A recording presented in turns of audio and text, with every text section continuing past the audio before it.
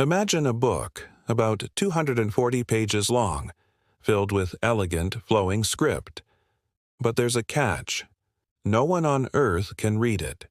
Not the world's best code breakers, not brilliant linguists, not even the most advanced artificial intelligence. This isn't the plot of a fantasy novel. This is the very real story of the Voynich Manuscript. For over a century, this mysterious book has baffled everyone who has laid eyes on it. It's a codex, a handwritten book from the medieval period, but it's unlike any other. Its pages are filled with illustrations that are just as puzzling as the text itself.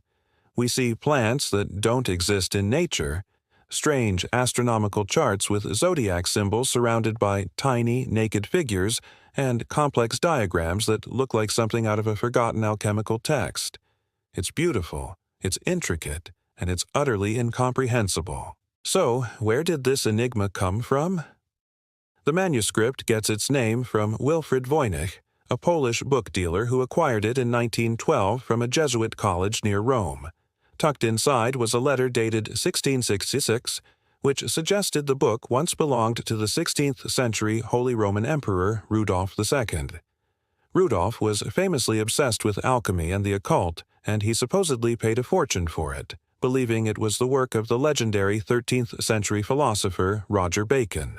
Radiocarbon dating of the vellum, or animal skin pages, tells us the manuscript was likely created sometime between 1404 and 1438. This places it right in the heart of the early Renaissance, a time of great intellectual and artistic ferment. But knowing when it was made only deepens the mystery. Who, in the early 15th century, had the time, resources, and imagination to create such a complex and bizarre document? And, more importantly, why? Let's dive into the text itself. The script, often called Voynichese, is composed of about 20 to 30 unique characters that are written smoothly from left to right. It looks like a real language. Words repeat, letters follow certain patterns, and the statistical properties resemble those of known European languages. It doesn't look like random gibberish. This suggests there's a genuine system at play. But what is it? The theories are all over the map. One idea is that it's a substitution cipher, where each Voynich character stands for a letter in a known language, like Latin or an early form of German. But every attempt to crack it this way has failed. The word patterns are just too strange. For example, some words appear multiple times on a single page, which is unusual for most natural languages. Another theory is that it's a shorthand. Perhaps it was a personal notebook written in a unique system only the author could understand. Or maybe it's a glossolalia, a form of speaking in tongues written down. This would mean the text is just a spontaneous, meaningless flow of characters that mimics the structure of language. And then there's the most tantalizing possibility. What if it's a lost, unknown language? A language that disappeared without a trace, with the Voynich manuscript as its only surviving artifact. This is a thrilling idea, but without a Rosetta Stone, a parallel text in a known language, it's nearly impossible to prove. The illustrations are just as confusing and offer few clues. The manuscript is generally divided into sections based on its drawings. The first and largest is the herbal section. It features detailed drawings of plants, but botanists have been unable to identify most of them.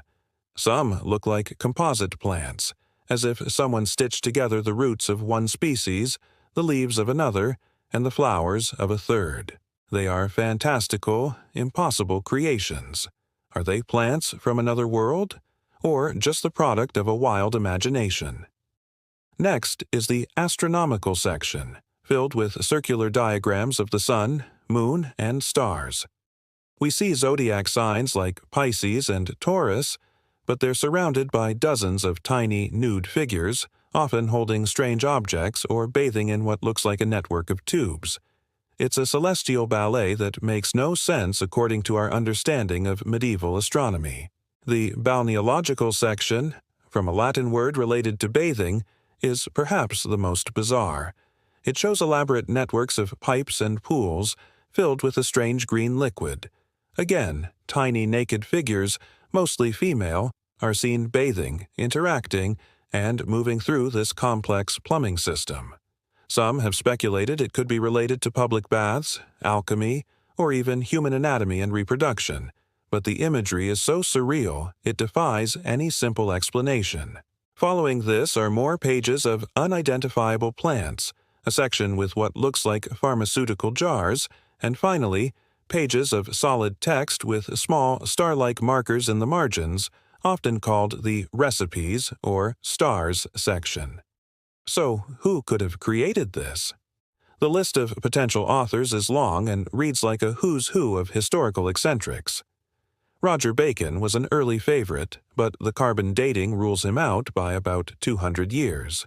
The Renaissance polymath Leonardo da Vinci has been suggested, given his use of mirror writing and codes, but there's no solid evidence linking him to it. Another candidate is a 15th-century Italian architect known as Filarete, who also had an interest in engineering and secret codes. But the most frustrating theory for all the codebreakers and historians is that the entire thing is an elaborate hoax. Perhaps it was created by a clever forger in the 15th or 16th century, specifically to sell to a wealthy, gullible collector like Emperor Rudolph II. The argument is that the text is just sophisticated gibberish, designed to look like a real language to fool the untrained eye. The creator might have used a special table or algorithm to generate text that had statistical patterns, making it seem authentic.